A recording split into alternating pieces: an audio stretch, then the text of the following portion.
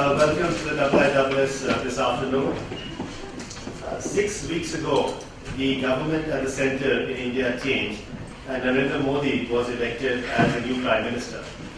Modi's party, the Bharatiya Janata Party, won a landslide victory in the general elections, becoming the first single party to win an absolute majority in the lower house of parliament in 30 years. But as I've said in this room before, I believe that Modi is also the first Prime Minister in 30 years who actually wanted to become Prime Minister. And I say this because we've seen this in an unprecedented party nomination as the BJP's Prime Ministerial candidate and the presidential style of election in the world's largest parliamentary elections. In the past 30 years, since Indira Gandhi assassination and the 1984 general elections, India's prime ministers have either not been formally designated as such by their parties or have been a lower common denominator of coalition politics or even been accidents of politics. One such accidental prime minister, the title of Sanjaya Baru's book, was Dr. Manmohan Singh, Prime Minister of India for the last 10 years. Sanjay's book is now a bestseller with 75,000 hard copies sold and counting, as well as 5,000 copies on Kindle. I'm delighted to welcome Sanjay this morning for his talk on the accidental Prime Minister, the making and unmaking of Manmohan Singh. Sanjay was a confidant of Prime Minister Singh and served in an official capacity as his media advisor and spokesman for his first 5-year term. Sanjay is now the IISS Director of Geoeconomics and Strategy based in New Delhi. Sanjay.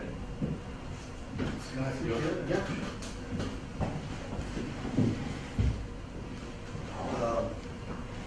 Thank you, Rahul.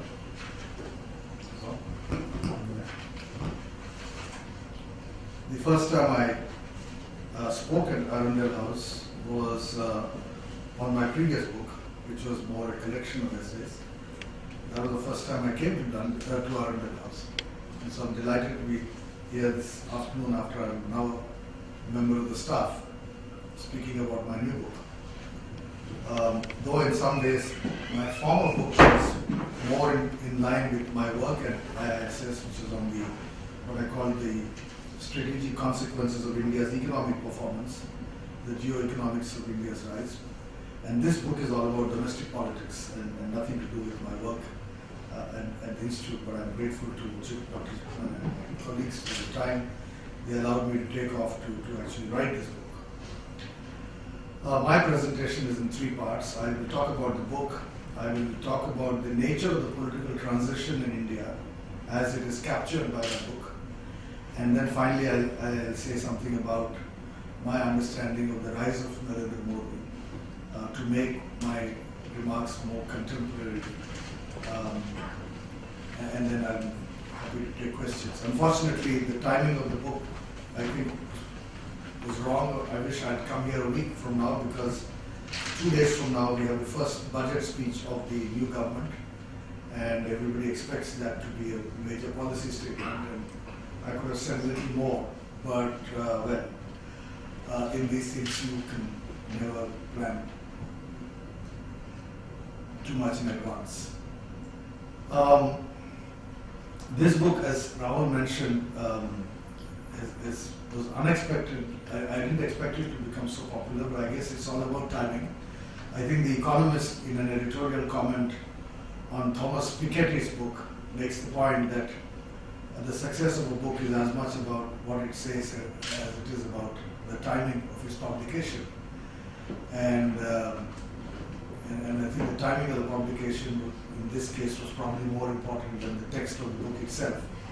And when I say that the context rather than the text has made the book such a bestseller. The context being the elections to the Indian Parliament.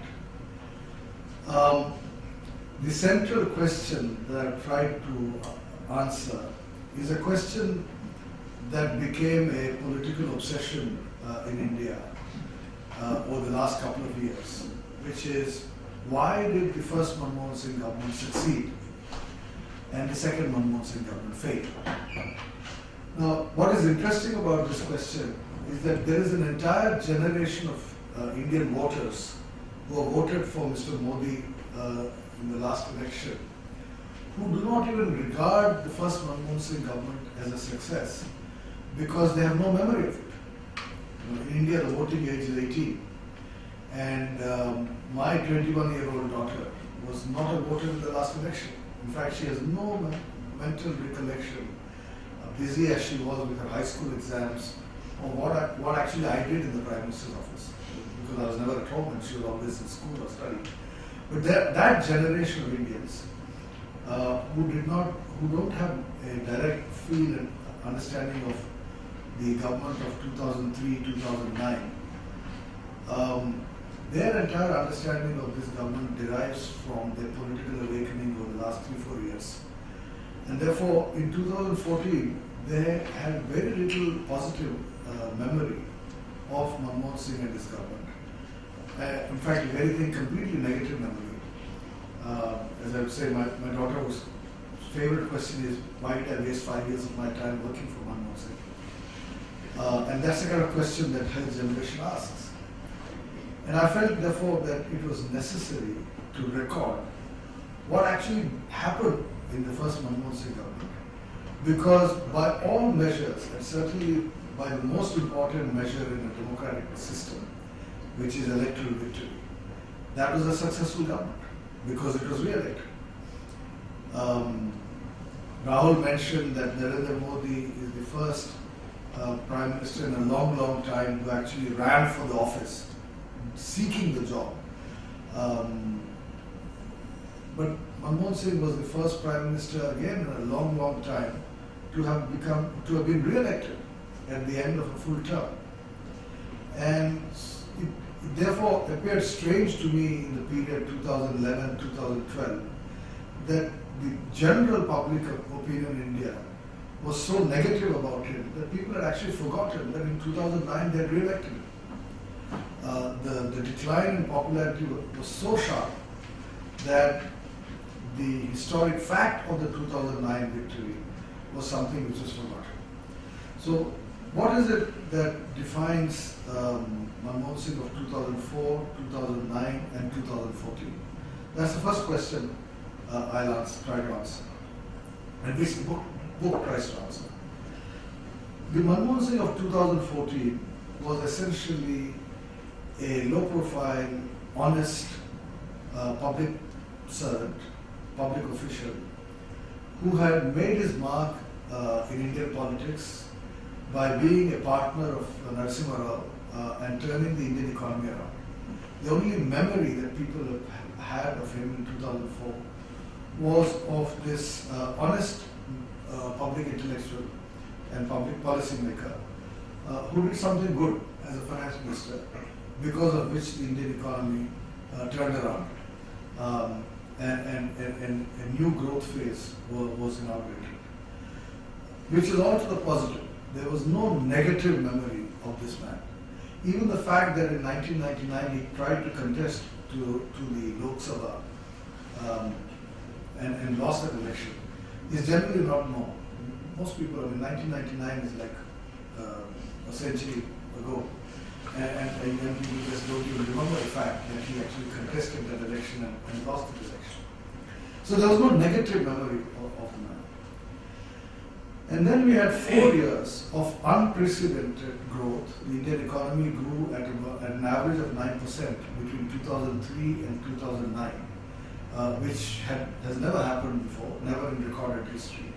And therefore, a phase of very high growth was associated with the first term.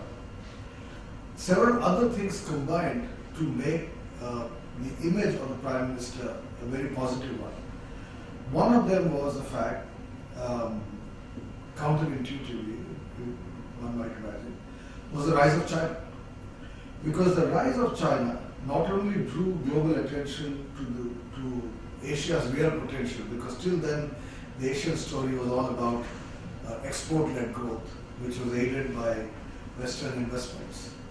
But the rise of China drew attention to the fact that a large Asian economy was back in business. And while what that generated was a certain concern about what this would mean to Asian balance of power, and therefore very strong pro-India sentiment, particularly in the West, which was informed by the view that India was the only country, being another large Asian nation, that could in some ways balance China's rise. The first person to signal this was Condoleezza Rice, who wrote a famous paper in 2000 in foreign policy. And that shaped the George Bush administration's thinking about India. And that outreach to India signaled in some ways a new understanding of India.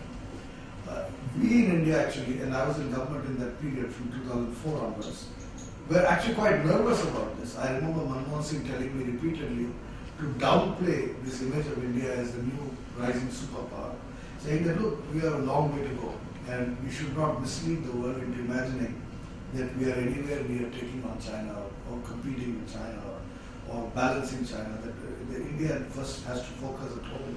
And I recall many, which I've mentioned in the book, many speeches of his in which the focus is always about getting things done at home, the economy, the economy, the economy. And I'll come back to this point in the context of Narendra Modi's policy focus.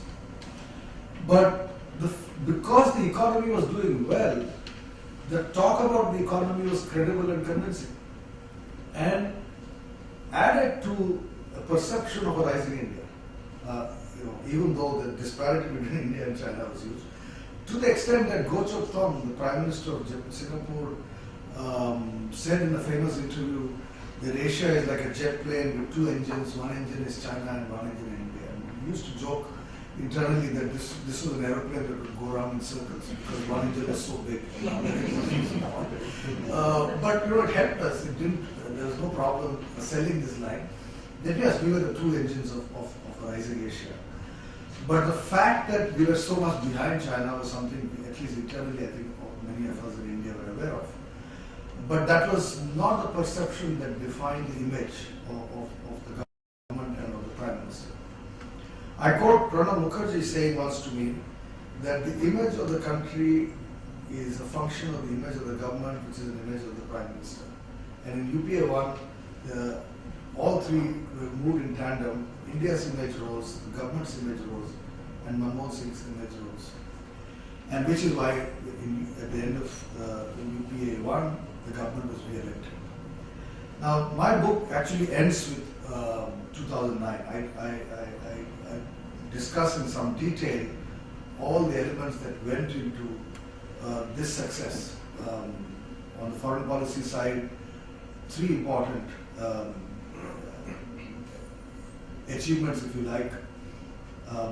One was the relationship with the United States, which culminated in the Indo-US nuclear agreement, which altered, fundamentally altered, Indian perceptions about the United States. The second was the dialogue with Pervez Musharraf, which was a substantial dialogue. In fact, probably the most substantial dialogue ever between an Indian and Pakistani head of government. And I argue in my book that dialogue has created the framework, the long-term framework for the resolution of the Kashmir issue. And whichever government is in power in Islamabad and Delhi in the future, when this issue is resolved, will, in my judgment, have to come back to what I call the Manmohan Singh Musharraf formula. And the third important foreign policy initiative was the Look East policy. The Look East policy itself was quite old, launched in fact by Narendra Modi when Manmohan Singh was finance minister. It's often forgotten that in the period 91-92, the two countries that Manmohan Singh traveled to first were Singapore and Tokyo, Japan. The two capitals were Singapore and Tokyo. Because they are the capital surplus Asian economies that India turned to for investment and support in 91. It's only later that India reached out to Europe and the US. And again, that fact should be remembered in understanding Modi's own foreign policy. And as part of the Look East policy, because India was interested in engaging Asia to its east, which we saw and which the world sees as the important growth pole for the 21st century, India had to normalize its relations with China. In other words, the priority was not a normalization of relations with China. In my judgment, the priority was in fact a integration of the Indian economy into the East Asian economic system. There's a speech of Manmohan Singh where he talks about building the Asian economic community. And there were frequent discussions between Manmohan Singh and Koizumi, or the Korean president, and the Singaporean leadership, including Lee Kuan Yew, about integration of India back into the Asian economies. And normalization of relations with China was seen as a precondition to that process. In other words, recognizing China's influence in that part of Asia, India understood that to have normal relations with everybody else, it's important to have normal relations with China. I think it's important to recognize, though I don't explicitly say this in the book, because often we think of India-China relations and India-Pakistan relations in bilateral terms. It's as if the objective is to actually improve bilateral relations.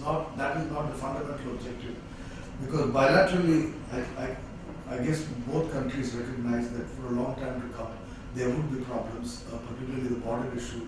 It's not an easy issue to resolve. But in the regional space, there is a much greater chance of their being able to work together. All of this, I say, define the image of the leadership of Manmohan Singh. I've devoted 3 chapters of the book only to foreign policy, because that was the central element of Singh's role as Prime Minister. Traditionally, in the Indian system, the Prime Minister has been the source of all foreign policy, and which is why we talk about Nehruvian foreign policy, or Indira's foreign policy, or Vajpayee's foreign policy, or indeed now of Modi's foreign policy. Foreign policy is defined by the Prime Minister, and increasingly so because foreign policy is something that is pursued essentially at the heads of government level, and therefore the bureaucracies are less and less relevant. It's the initiatives that leaders take, and all the 3 initiatives I mentioned, India-US, India-Pakistan, and India-China, all 3 initiatives are essentially the top-down initiatives. They were not bottom-up. It's not the file work that created the agenda for these prime ministers when they met. It's the conversation between the Prime Minister, the President, the Prime Minister, and the leadership in China that forced on the system the file work necessary to take the relationship forward. And so it's not surprising that in 2009, Singh was king, and that election was won by the Congress. The problem, and I end my book with this, and I didn't want to devote too much space to the politics of that period. But I think the problem for Manmohan Singh II begins with the nature of the victory, which in my judgment was his. Unlike in 2004, when he was in fact the accidental Prime Minister, as he himself called himself, as he himself referred to himself as accidental Prime Minister. In 2009, he was not the accidental Prime Minister. The Congress Party went to the electorate with Manmohan Singh on the manifesto cover and sought a re-election of the government. And therefore, my argument was that this victory, and that too it was a decisive victory because the Congress Party got 206 seats in Parliament, which is higher than what they had got in the previous 3 elections, the highest since the assassination of Indira Gandhi in 1984. And therefore, I argue that that victory was his, but it's the nature of the party that the party did not give him the credit and gave the credit to Sonia Gandhi and Rahul Gandhi. And I think the entire unraveling of the project begins with this dilemma within the party. How do you remove a popularly elected Prime Minister? How do you get him to go into retirement? and bring in someone who was not even on the scene in that campaign, which is Rahul Gandhi. And I think, in my judgment, the reason for the crisis of UPA 2 was the inability of the Congress to actually find a route for fading out one Prime Minister and moving in the other. And I think what this election has done is to end the career of Rahul Gandhi. I mean, I can elaborate on that if there are questions, but I don't think we have seen the end of that phase of the evolution of the Congress. But what are the elements that define this latest election? One was, of course, the decline in the image of the government. The government became profoundly unpopular.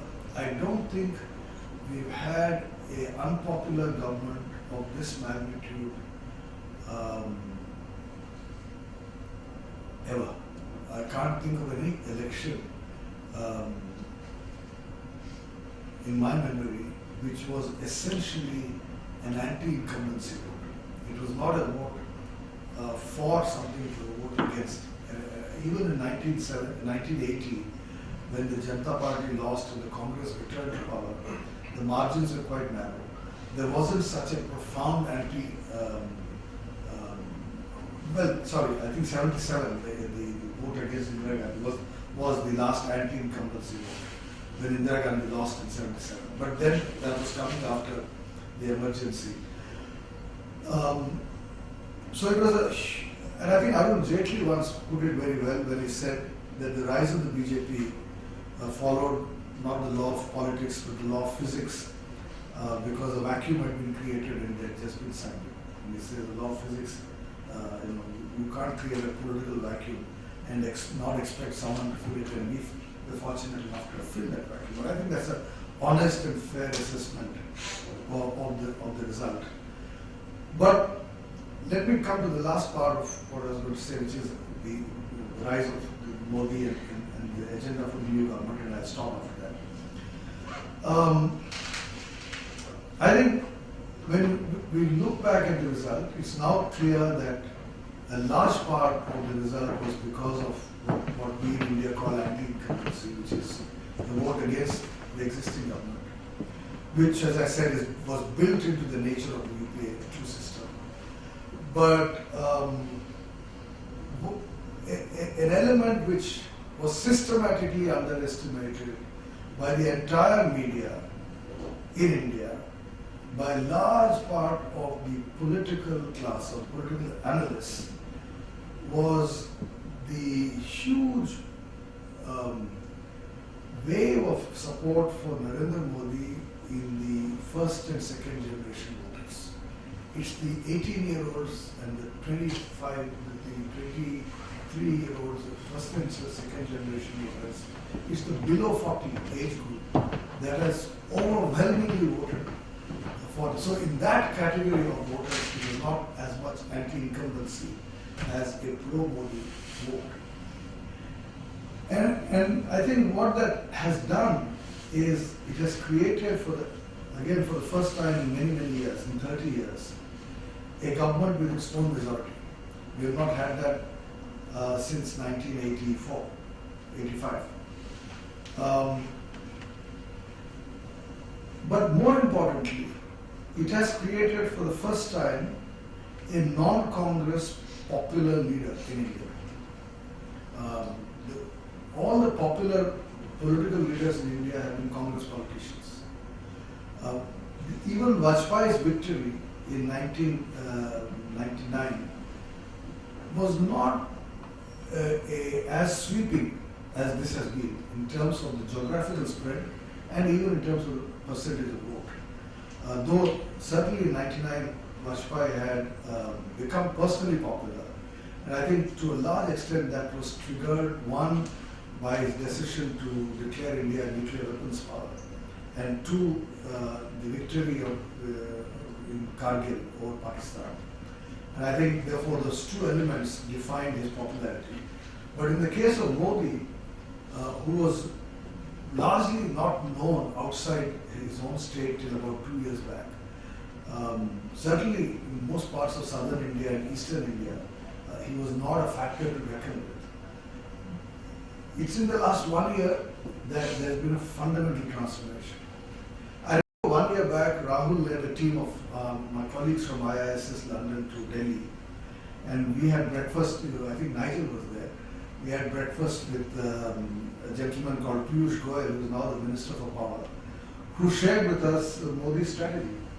And it's almost like a textbook, working out of a pre-planned strategy. He told us exactly what they intended to do in the way in which they built this political campaign, and that's precisely how they built it. And I think, therefore, it's a great story of political strategizing. But at the end of the day, what does this mean for India? I think it means two things. One, once again, expectations have been rekindled globally. And we see that every day. We see that in the range of invitations Modi has been getting, most recently from Angela Merkel. He's been invited around the world because everybody wants to understand whether Modi can resume the growth process that got cut off in 2010, and whether India is back in the game or not. And I think that's an important question for a large number of countries in the world. The second reason why this result has become, this result has created a new approach to India, if you like, is that it may well signal, to use a French metaphor, the end of the First Republic and the beginning of the Second Republic. Now, this is an idea which I have not yet written about, and I hope to write a column on this, so let me patent the idea with this group. But if you look at India from 1947 till now, it was essentially the republic created by Nehru and his successors within his frame of reference. Changes to that framework were made first by Nehru himself when he amended the constitution to declare India a socialist republic, and then by Indira Gandhi when she amended the constitution to declare India a secular socialist republic.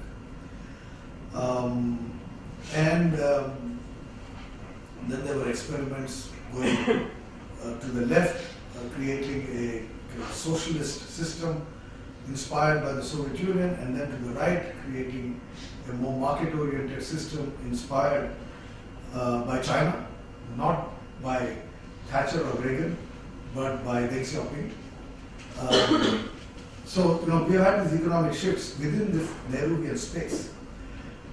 But I think what we have seen in the last few years is a shift of the ground away from that view of India and that the social and political alliances that created the Communist Party to a new set of social and political alliances that are now creating something new. What this is still not clear.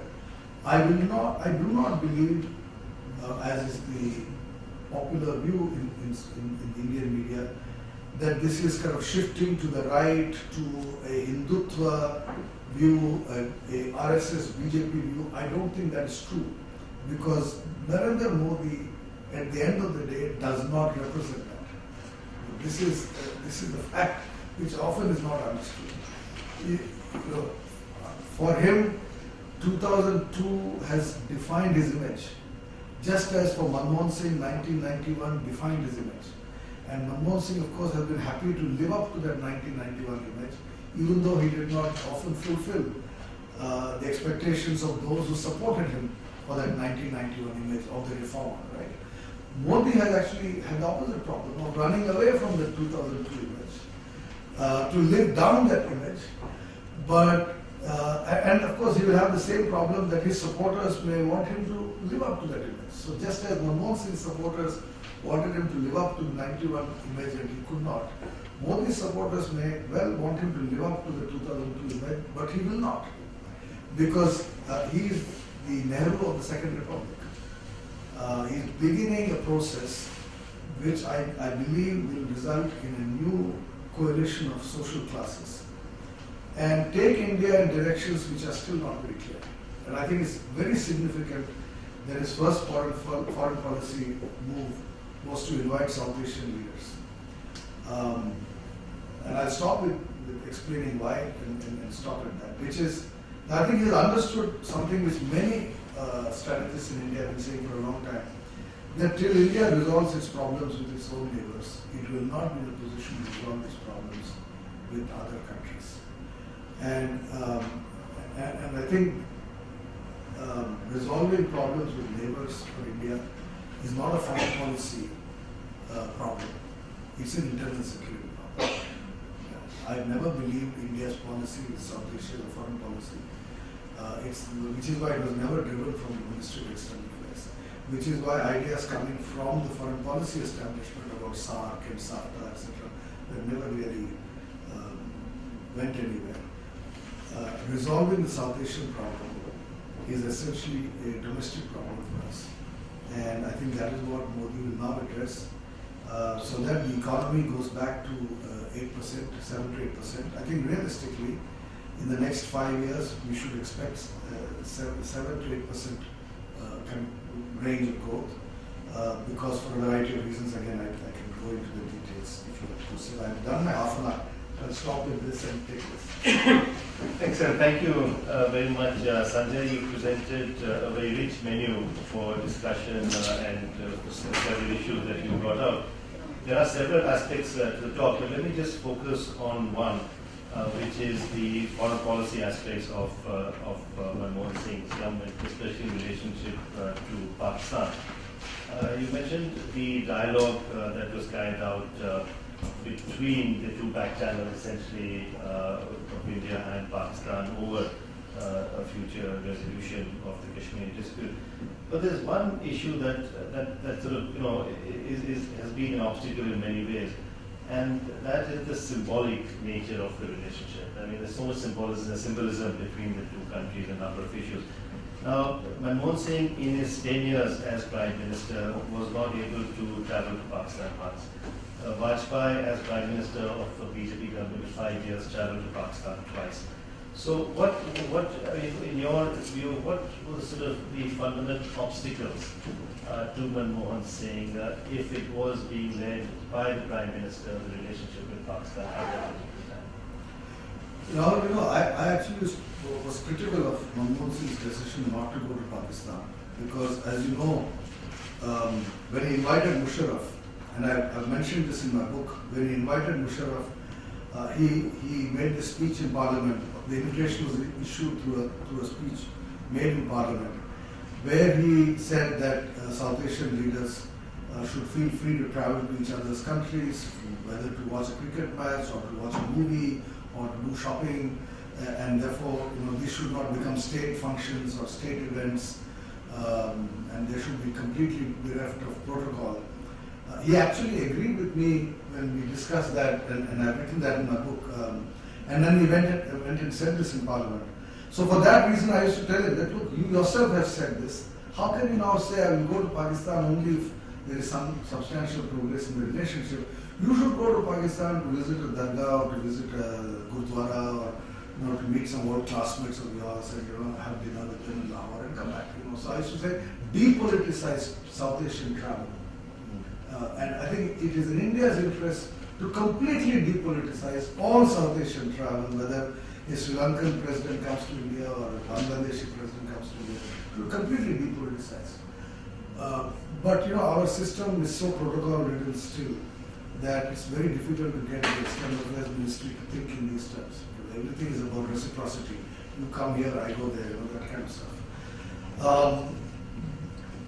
But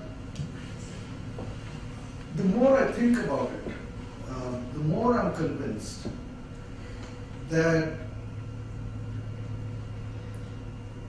the India-Pakistan problem, or the India-Sri Lanka problem, or the India-Nepal problem, or the India-Bangladesh problem cannot be resolved purely through dialogue. In other words, it's not just about two heads of government meeting and agreeing to a text. It's really about altering the fundamental nature of India's relationship with its neighbors. In other words, the change has to come on the ground. You cannot implement an agreement from up. Just to give you an example, we opened the bus between Srinagar and Muzaffarabad. It was done with huge fanfare. It was such a contentious thing. Again, I mentioned this in the book. The terrorists attacked Srinagar that day. They tried to prevent it. It became a highly symbolic act that finally a regular bus was being opened between Srinagar and Muzaffarabad. What is the problem today with that bus? There's no one traveling on it. You have a bus that no one travels on. In other words, the real disconnect between this side and that side of the border has happened. We imagined that had not happened. There was this imagination that this division of Kashmir was artificial. The division of Kashmir is real. In fact, years ago, D.P. Dhar, who was present in Shimla when Indira Gandhi and Zulfikar Ali Bhutto met, told me, and I wrote about it in the Times of India somewhere in the mid-90s. He said to me that, look, there is no evidence on the ground of any real movement of people between the two sides. That LOC was in fact the border. And his argument was, whoever defined the line of control, both on the Pakistani side and on the Indian side, understood what this line of control was all about. It was a genuine international border between two nations, given the ethnic composition on two sides. But the whole mythology had been built of a unified Kashmir that had been divided. So when this bus service was opened, you don't find people taking the bus to go, visit each other, which means there are actually no social links between the two sides.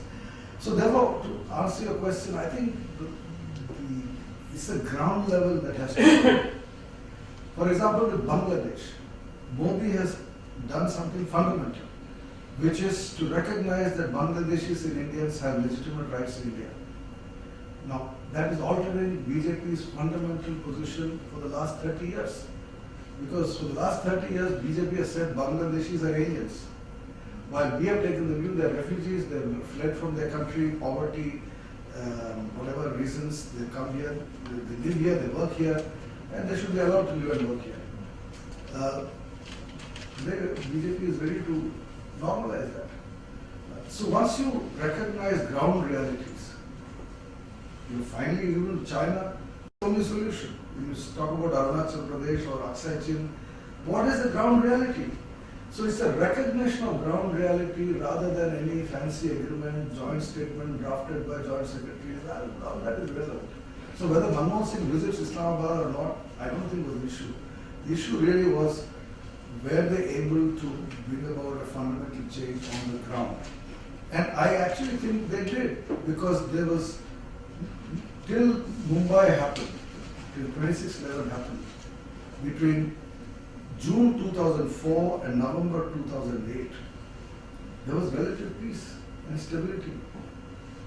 In fact, it begins even before June, from December 2002 to November 2008, 6 years of stability. That was disrupted by 26/11. And till 26/11 is resolved, I can't see India-Pakistan relations becoming normal. Whatever we say, Pakistan has to account for 26/11. I don't think any country, any political leadership anywhere in the world can accept what happened in Mumbai on 26/11 and imagine that it didn't happen. Okay, well, the floor is open for discussion, comments. Several hundred, yes, the gentleman. If you could identify yourself, please. Vasudhi Shastri from Standard Chartered Bank. It is early days, but maybe you can comment on Narendra Modi's leadership style, contrast that a bit with Dr. Singh's. The external perception was he's going to be very decisive in the first 6 weeks. On the contrary, he's taken his time, he's been much more cautious.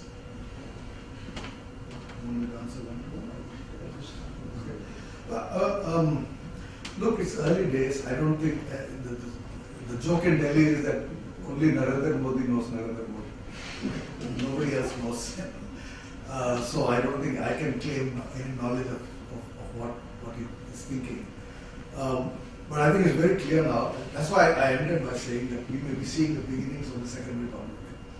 I do believe that Narendra Modi sees what has happened in the last 3-4 years as a fundamental change, not just an electoral victory or a defeat for the Congress. And therefore, he sees this as the beginning of a new phase of democratic politics, and that he is the author of this new phase. So he's seeing himself as a long distance runner. He will outlast his entire political, the entire earlier generation in his party. Right? Already Advani is irrelevant. All his adversaries have been made virtually irrelevant, and those who have not yet been made irrelevant will be made irrelevant. Make no mistake about it. Modi will be the only leader of his party. He talks about strengthening regional leadership, but his entire approach would be to strengthen his leadership. So he sees for himself a decade in which he will leave his imprint on India in the same way that he has left his imprint on Gujarat. Okay, then I turn to Dr. John Chipman, the Director General of the IISS. John. Sanjay, you once said to me that India under Modi will want to have excellent relations with China, but poor weather relations with Japan. In the last year, East Asian politics have been characterized by the bilateral Cold War between China and Japan. If over the next year or so Modi is able to arrive at some new settlement in his immediate neighborhood, can a Modi-led India change the balance of power in East Asia?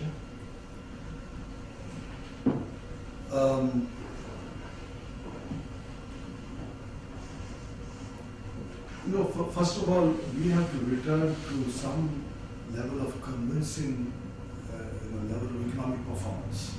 Right now, the general view about India is that 2003 to 2009 was a flash in the pan.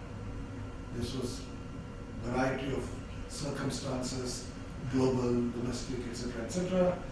Then this 9% growth created the image of a rising India, but that was an exception. That was not the beginning of a new phase, and that India can at best grow at about 6% over a long period. That has been the conventional view for the last 3-4 years. If Modi is not able to alter this, he cannot change the balance of power ratio. Because China today is 4 times larger than India. China's GDP is $8 trillion, we are $2 trillion. China will continue to grow, but we need to go we need to close this gap between 2 and 8 to at least by the end of this decade to something like 6 and 10. That's a fundamental change.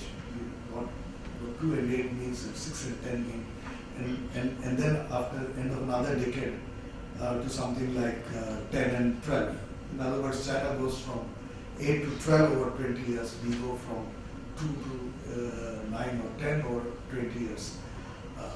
Those are kind of basic numbers which will define what China is able to do. The Chinese see themselves as the inheritors of the 21st century. As I think I mentioned to you once before, I was in the India, US, China trilateral with Brookings, Kicker from Beijing and Center for Policy Research. So they invited me and I was with that group, where a young Chinese said to us, US is number 1, we are number 2. 10 years from now, we will be number 1, US will be number 2. So why is India at this table? And that was a very honest, frank question from a young Chinese. He didn't know why there was a trilateral between these 3 countries. He understood why US and China need to talk, because as he put it, we need to manage our rise, America has to manage their decline, and we have to have this dialogue so that the world is peace and stable, etc. But why are Indians at this table?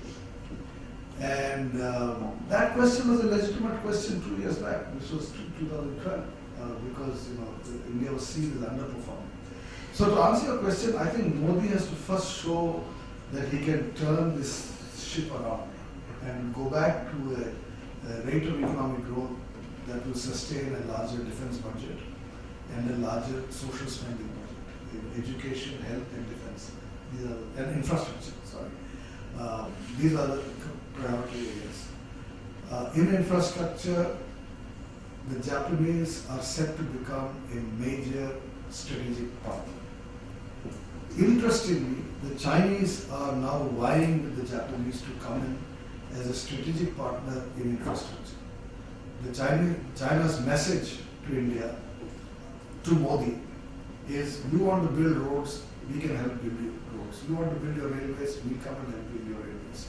You want to build ports, we'll build your ports. In other words, the Chinese are telling India, you don't have to go anywhere else, you don't have to go to Japan, you don't have to go to the West. Come to us, we have the money, we have the experience, we will build your infrastructure. But obviously, China expects something in return. So that's the game in town.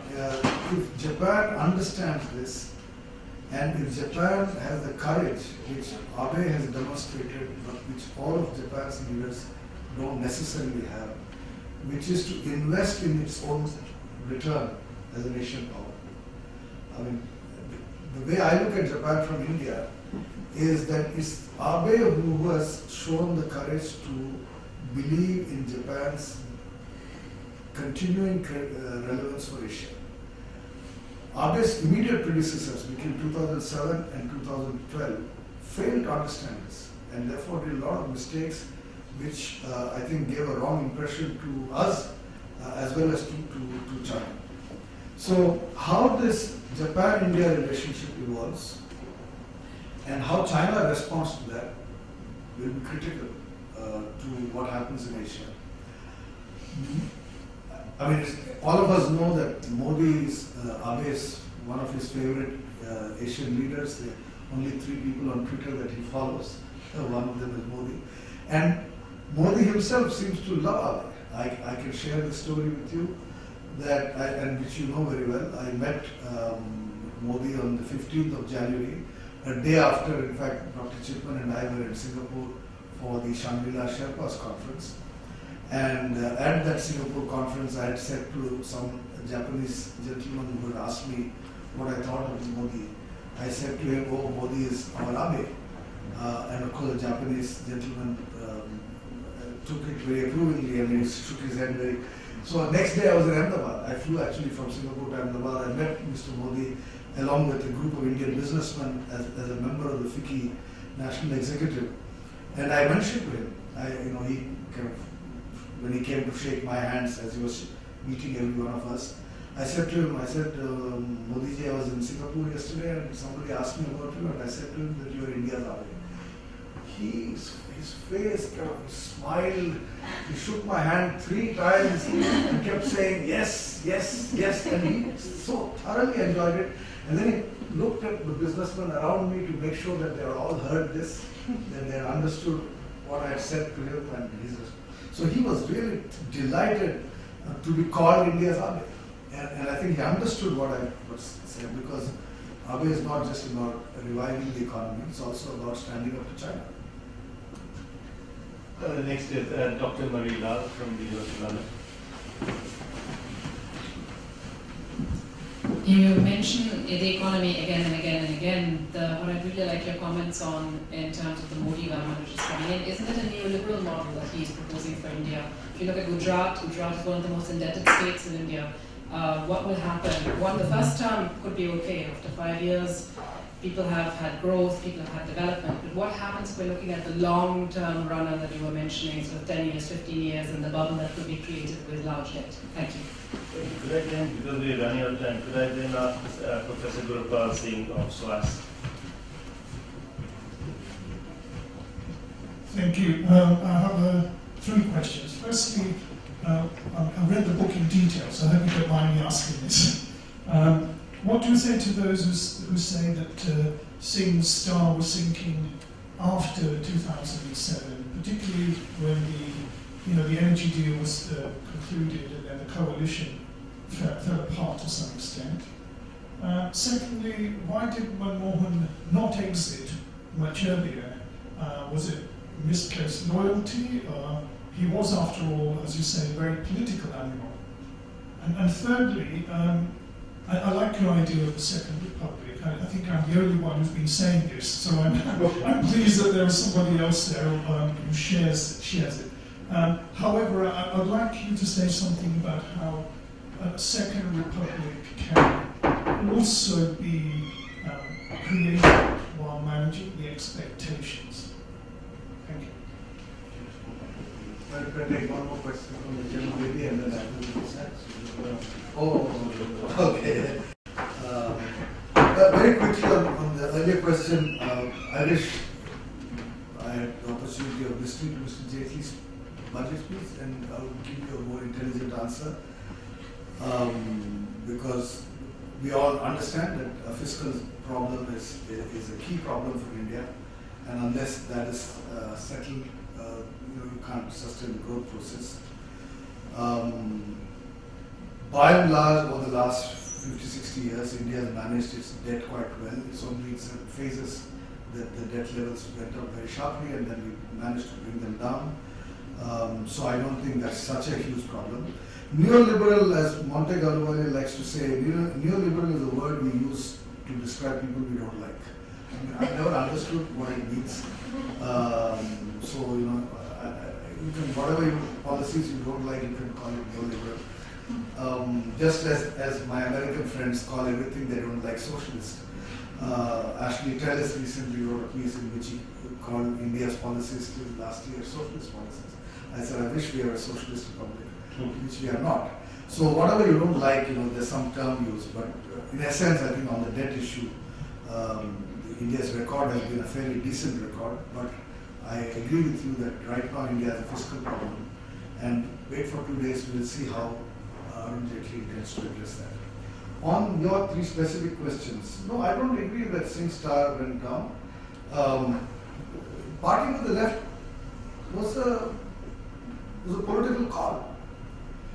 The fact is that in 2004, the Congress could not have formed a government without left support. So it was a very pragmatic, practical decision. And the left chose to support the Congress because they didn't want the BJP to come back to power. So for both, it was a marriage of convenience. They pretended it was an ideological coalition, which is not. Congress is not a left-wing party. And therefore, they had this National Common Minimum Program as a fig leaf. And the two had to part company at some point because in Bengal and Kerala, which are the only two states where the left has a political base, its only adversary was the Congress till Mamata came up in Bengal. Certainly in Kerala, it remains the Congress. So it was a coalition of convenience that had to come apart. It could not have survived the entire full term. The question was, at what point would it come apart and on what issue? I can tell you, internally, I was in government at that time, we were very, very clear in our mind that the nuclear deal would be the issue because the left would prefer to use opposition to a foreign policy as the reason for parting ways with the Congress rather than opposition to any domestic policy because its own domestic policies were no different from that of the Congress. So it would have been very unconvincing electorally. So they chose to use the nuclear deal as the issue on which they would part company. The question for the Congress was, you knew that this alliance was going to end. Do you then end the government or do you find a way of continuing the alliance? And a large number of people in the Congress believed that Manmohan Singh did not have the political capacity to continue the alliance. And what I've written in my book is the story of how we continued the alliance. I was very much part of that process by which we engaged the Samajwadi Party. In fact, I was the person who they first contacted, which I've written in my book. And so we continued the alliance with the change of allies, which happens in any coalitional system anywhere in the world. A certain group of political parties form a government, one of the members of the coalition goes away, somebody else joins, the government continues. And that is why Singh became king, because he was actually the kingmaker who created that coalition. Because Sonia Gandhi would not even talk to Mulayam Singh, not even have a conversation with him. And therefore, the likes of us had to have that conversation. On the issue of why didn't he quit, that's speculation. I have no answer I hope he writes his book and tells us why he didn't quit. My answer will be as good as anybody else's. On the idea of Second Republic, you know, as I said, I think this is the way in which Mr. Modi sees his victory. And everything he has done since the 26th of May till today tells me that that's the way he looks at his victory. That he sees this as his government. You know, and I entirely go with that view, because the fact is that his own party was not willing to project him as their prime ministerial candidate. He had to claw his way up the top. He had to fight for political space. His own party thought that he would be a liability and not an asset. That was the view of Advani. That was the view of Sushma Swaraj. That was the view of a large number of his chief ministers in Madhya Pradesh, in Vasundhara Sindhya in Rajasthan. This entire Vajpayee's team, as it were, those who were in government along with Atal Bihari Vajpayee, with the singular exception of Arun Jaitley, which is why he's been rewarded with 2 portfolios, finance and defense. With the singular exception of Arun Jaitley, all these other people thought Modi was a liability. They bought into the Delhi media narrative that the people of India had already decided he was guilty. What they didn't understand was that this new generation didn't give a damn about the past. They didn't care what happened, you know, when they were kids or they were not even born. They were looking at new opportunities, and this man captured that imagination. But if he doesn't deliver, then the game is over. Now you talked about Singh is key, but I thought you were the person who related that to the Prime Minister after a popular movie at the time, Singh is Yeah, key. So you're the one who was sort of tweeting people. I have 4 names on my list. We go through the first batch of 2. Dr. Kiran Hassan. We have about 5 names. Okay. Thank you so We'll much. take 2, we'll take 3 first. I come, first of all, I have to say that the ambassador, the foreign minister, Khurshid Kasuri, always says, to Musharraf, always says that, you know, the 2004 dialogue between Manmohan Singh and on various platforms, he actually seconds your approach, that was a kind of linchpin of all the dialogues. And anybody who has to go for these kind of bilateral engagements between India and Pakistan has to refer back to that particular engagement. My question to you, Dr. Baru, is the Pakistan's domestic security situation. That is extremely, that is unnerving not only for the immediate neighborhood, but for the Pakistanis themselves. How does, how does the new government in India, since you've actually mentioned that the regional collaboration is very, very endemic to India's domestic security. How do you see the new government taking on that? Vinod Kumar. Vinod Kumar, member of the Institute. Actually, my question is also related to the same issue. Dr. Baru, you said that ground realities have to be created first. And the ground reality that was created from 2002 to 2008 came unraveling overnight. Because, and this has not been established, that some elements in the ISI were directing the terrorists from Pakistan, which created 286-11.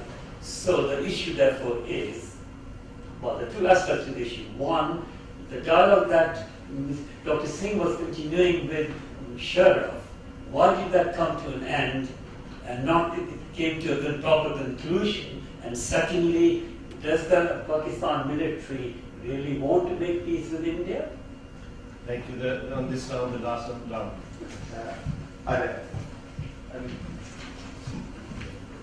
It was very interesting to hear your views about why UPA2 unraveled. I would like your thoughts on the accusation that Manmohan Singh presided over a government that was paralysed when it came to policy, and set piece legislation wasn't passed, shorter parliamentary sessions, a lack of discipline. How much did this contribute to the lack of popularity? Very quickly, because we are running out of time, let me say on Kasuri, I know Mr. Kasuri has been saying this.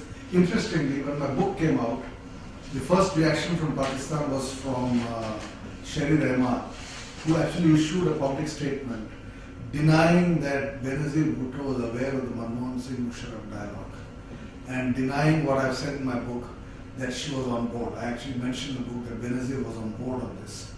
And she actually issued a statement saying this, Sanjaya Baru's book says this is factually incorrect. There is a complete denial. A month later, I met Sherry and we were together for 2 days in an India-Pakistan dialogue, and she never mentioned this to me. She never, actually when she met me, she never said, look, what you wrote in the book was incorrect. So I guess the denial was for public consumption, because if she actually thought I was wrong, she would have told me, right? We were together for 2 days, but she never said that. So I guess you're right, Kasuri. The issue is, and that brings me to your question about why did the dialogue fail. Look, the dialogue didn't fail. The fact is that by 2007, Musharraf was in trouble in Pakistan.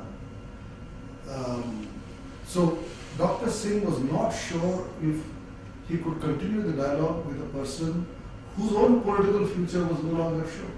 Now, what people around President Musharraf say, for example, Pakistan's ambassador in Delhi at the time, Aziz Ahmed Qureshi, right? His view is, I wish you guys had finished this in 2006 before that situation, right? So he kind of faults Manmohan Singh for not speeding up that process and coming to and signing the deal. And I think, you know, it's true that everything was done. I mean, it was a matter of putting the signature. The agreement is more or less in place. Now, you know, these are all counterfactuals of history. Suppose Manmohan Singh had actually put his signature on, and then Musharraf got into trouble, and you know they held this against Musharraf. The army held it against Musharraf, or his opponents held it against Musharraf. Would the agreement have had outlasted Musharraf? After all, don't forget the understanding between Zulfikar Ali Bhutto and Indira Gandhi in Shimla in 1972 did not last Bhutto's execution. There was an understanding, but the moment he fell foul of the military in Pakistan, that understanding ended. The same thing could have happened to this. So our view in India is 2006 was premature. Musharraf had to establish his own political credentials at home before this could have been signed. And therefore we say that the reason it couldn't be signed is because Musharraf became unpopular in Pakistan. The Pakistani view, at least those around Musharraf, their view is that you guys dragged your feet, you took too much time, and if you know, and it's true that at that point in time in 2006, priority number one for Manmohan Singh was a nuclear deal and not India-Pakistan. All his political energies were focused on getting the nuclear deal done, and therefore he was not paying enough attention to Pakistan. And then the what is the last question on UPA? Policy paralysis. Yeah, you know, look,